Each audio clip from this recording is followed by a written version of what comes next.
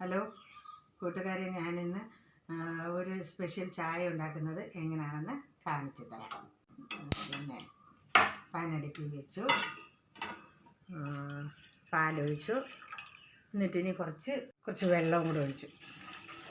ഇനി കുറച്ച് ചൂടായതിന് ശേഷം നമുക്ക് തേയില ഇടാം. തിളയ്ക്കാറായി വരുന്നുണ്ട്. നമുക്കിനി തേയില ഇട്ട് കൊടുക്കാം.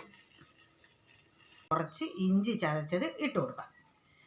അതിനുശേഷം നമുക്ക് കുറച്ച് ജാഗിരി അല്ലെങ്കിൽ ശർക്കര നമുക്കിട്ട് കൊടുക്കാം.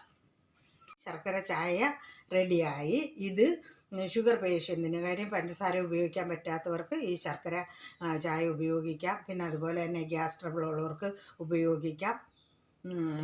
ദഹനത്തിന് ഇഞ്ചി നല്ലതാണ്.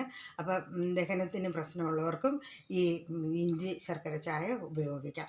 എല്ലാവരും ഒന്ന് ചെയ്ത് നോക്കിയിട്ട് പിന്നെ അഭിപ്രായം പറയണം. വീഡിയോ ഇഷ്ടപ്പെട്ടാൽ എല്ലാവരും കമൻറ്റ് ചെയ്യണം, ലൈക്ക് ചെയ്യണം.